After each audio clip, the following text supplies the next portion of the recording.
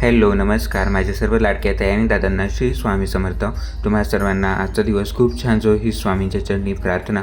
मी गजानन नाईक तुम्हा सर्वांचे माझ्या यूट्यूब चॅनलवरती मनापासून स्वागत करत आहे. तर आज होती नवमी आणि रामनवमीची पूजा देखील मी मागच्या व्हिडिओमध्ये तुमच्यासोबत शेअर केलेली आहे. जर तुम्ही तो व्हिडिओ बघितला नसेल तर नक्की आवर्जून बघा. तर देवी आईची आज ओटी देखील भरायची होती, त्यामुळे जे काही पूजेचं साहित्य होतं तर ते मी सर्व एकत्रित करून घेतलं होतं. सुरुवातीला जेव्हा मी स्वामी सेवा करतो तर दिवा प्रज्वलित करून घेतो आणि त्यानंतर मी स्वामी सेवेला सुरुवात करतो. सुरुवातीला म्हणजे जी काही स्वामी सेवा आहे तर ती आता पहिले माझी चालू होती. त्यानंतर जी देवी आईची सेवा होती तर ती देखील मला करायची होती. त्याचबरोबर या चैत्र नवरात्रीमध्ये आपण सप्तशतीचा पाठ देखील करू शकतो. त्यामुळे आपल्या जीवनातील जे दुःख असतात तर ते नाहीसे होतात. तुम्ही देखील आवर्जून ह्या काही ज्या सेवा असतात महालक्ष्मी देवीच्या तर त्या देखील आपण आवर्जून करायच्या आहेत. त्याचबरोबर जे श्री सूक्त आहे त्याचं आपण 16 वेळेस पठण करायचं आहे. या सेवा देखील आपण या दिवसांमध्ये करू शकतो. म्हणजे जेव्हा आता चैत्र नवरात्री चालू होती तर तेव्हा ह्या ज्या सेवा होत्या तर त्या माझ्या सुरूच होत्या. यानंतर देवी आईचं जे ओटीचं साहित्य होतं तर ते सर्व मी अशा प्रकारे इथे एकत्रित करून घेतलेलं आहे. सुरुवातीला मी एक कामन घेतलं, त्यामध्ये मी एक वस्त्र ठेवलेलं आहे आणि त्यावरती जो खण होता तर तो मी ठेवून घेतला. यानंतर जे काही म्हणजे साहित्य असतं तर ते देखील मी इथे म्हणजे विकतच घेतलं होतं. आपल्याला मार्केटमध्ये ते अवेलेबल होऊन जाते. तर त्यामध्ये सर्व जे शृंगाराचं साहित्य असतं तर ते सर्व त्यामध्ये होतं. त्यामुळे ते सर्व जे पॉकेट होतं तर ते मी ठेवलं. आणि त्यानंतर खारी, खोबरं, सुपारी तर हे देखील आपल्याला त्यामध्ये ठेवायचं असतं. आणि त्याचबरोबर जे मंगळसूत्र होतं तर डेकोरेशन म्हणजे मी महालक्ष्मी देवीसाठी देखील हे मंगळसूत्र नवरात्रीमध्ये आपण ते देखील मी सेवा करून ठेवलेलं आहे, जेणेकरून महालक्ष्मी देवीची जी कृपा आहे तर ती नेहमी आपल्यावरती राहील.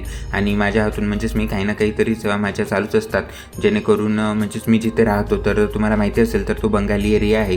त्यामुळे आपल्या देवांची इकडे मंदिरे नाही आहेत. त्यामुळे जी काही सेवा मला करायची असते तर त्या सर्व सेवा मी माझ्या रूमवरतीच करत असतो आणि तुमच्यासोबत देखील शेअर करत असतो, जेणेकरून तुम्ही देखील तशा प्रकारे सेवा करू शकता. आणि तुम्ही बघत असाल तर हा जो देवी आईचा मुकुट आहे तर हा मी दिवाळीच्या वेळेस ऑनलाईन खरेदी केला होता. आणि जे वस्त्र तुम्ही बघत आहात तर हे बाप्पा मोरया यांच्या शॉपमधून मी हे वस्त्र खरेदी केले होते. आणि जी ज्वेलरी आहे तर ती म्हणजेच मी काही माझ्या हाताने तयार केलेली आहे आणि काही मी वेगवेगळ्या ठिकाणाहून बनवलेली आहे. तर मागच्या व्हिडिओमध्ये मी तुमच्यासोबत शेअर केलेलं आहे की मी कोणतं साहित्य कुठून घेतलं. तर तुम्हाला देखील अशा प्रकारे साहित्य घ्यायचं असेल, म्हणजेच तुम्हाला देखील तुमचा मंगल कलश जो आहे तर तो अशा प्रकारे सजवायचा असेल तर तुम्ही देखील आवर्जून नक्की ते साहित्य खरेदी करू शकता. आणि जे काही पूजेचं साहित्य असतं तर ते मी सर्व ऑनलाईनच खरेदी करतो, कारण जिथे मी राहतो तर तिथे मला हे सर्व जे साहित्य आहे तर ते आपल्या इकडचं मिळत नाही. काहीचं साहित्य मिळतं आणि काही मिळत नाही. त्यामुळे जे काही पूजेचं साहित्य मला लागत असतं पूजेसाठी तर ते सर्व साहित्य मी ऑनलाईन खरेदी करतो. त्याचबरोबर तुम्हाला माहिती असेल तर मी इथे म्हणजेच वेगळी स्थापना केली नव्हती. फक्त जो माझा मंगल कलश होता देवघरामधील तर त्यालाच मी अशा प्रकारे देवी आईचं स्वरूप दिलं होतं.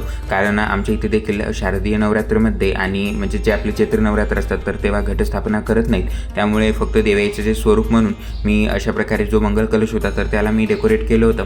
आणि तो देखील व्हिडिओ मी तुमच्यासोबत शेअर केलेला आहे की मी कशा प्रकारे मंगल कलश सजवला होता आणि ज्या प्रकारे म्हणजेच आपण मंगल कलशाला सजवू शकतो किंवा कशा प्रकारे आपण त्याला डेकोरेट करू शकतो, जेणेकरून तो दिसायला देखील खूप छान दिसतो. यानंतर जी स्वामींची सेवा होती म्हणजे आपले दररोजचे तिथी नद्या वाचायचे असतात तर ते देखील मी वाचून घेतले. आणि त्याचबरोबर जी महाराजांची नामस्मरण आहे तर ते देखील मी ते करून घेतलं. याचबरोबर आपण म्हणजेच महालक्ष्मी देवीच्या ज्या काही सेवा असतात तर त्या देखील आपण या दिवशी करू शकतो. आणि तुम्ही बघू शकता तर महालक्ष्मी देवीसाठी मी इथे खिरीचा देखील नैवेद्य केला होता, कारण जेव्हाही आपण महालक्ष्मी देवीची सेवा करतो तर आपण दुधाचा काहीतरी गोड नैवेद्य करायचा असतो. त्यामुळे मी इथे म्हणजेच जो खीर होती तांदळाची तर ती मी इथे तयार केली होती आणि आरती झाल्यानंतर देवी आईला मी ती समर्पित केली. यानंतर तुम्ही बघत असाल तर जे पावले तुम्ही पुढच्या साईडला बघत असाल तर हे पावले देखील म्हणजेच मार्गशीर्ष गुरुवार जेव्हा चालू होते तर तेव्हाच मी ऑनलाईन खरेदी केले होते. त्या ताईंचा देखील मी त्या व्हिडिओमध्ये तुम्हाला नंबर दिलेला आहे. म्हणजेच जो मार्गशीर्ष महिन्याची जी खरेदी होती तर त्या खरेदीच्या व्हिडिओमध्ये मी तुम्हाला त्या ताईंचा नंबर दिलेला आहे. तुम्ही त्यांच्याशी कॉन्टॅक्ट करून तुम्ही म्हणजेच ऑनलाईन वस्तू खरेदी करू शकता. पार्सल देखील खूप छान प्रकारे मला रिसीव्ह झालं, कारण जेव्हाही आपण ऑनलाईन काही खरेदी करतो तर ती वस्तू आपल्यापर्यंत येईपर्यंत म्हणजे चांगली राहते की नाही अशा प्रकारे आपल्या मनामध्ये वाटतं. पण त्यांची जी प्रॉपर म्हणजेच त्यांची जी कव्हरिंग आहे त्या वस्तूची तर ती खूप छान प्रकारे ते करतात, जेणेकरून जी वस्तू आहे तर ती सुखरूप आपल्यापर्यंत चांगल्या प्रकारे पोहोचते, जेणेकरून तुम्ही देखील ऑनलाईन खरेदी करू शकता त्यांच्याकडून. तर आतापर्यंत ज्या काही मी वस्तू त्यांच्याकडून बनवलेल्या आहेत तर त्या खूप छान प्रकारे मला ऑनलाईन म्हणजेच मिळालेल्या आहेत. त्यामुळे तुम्ही देखील त्यांच्याकडून नक्की ऑनलाईन खरेदी करा. तर अशा प्रकारे आजची जी सेवा होती तर ती आता माझी करून झालेली आहे. यानंतर जी देवी आईची आरती होती तर ती देखील मी ते करून घेतली. जी महाराजांची आरती आहे ती देखील मी करून घेतली. याचबरोबर जी गणपती बाप्पांची आरती होती तर ती देखील मी करून घेतली.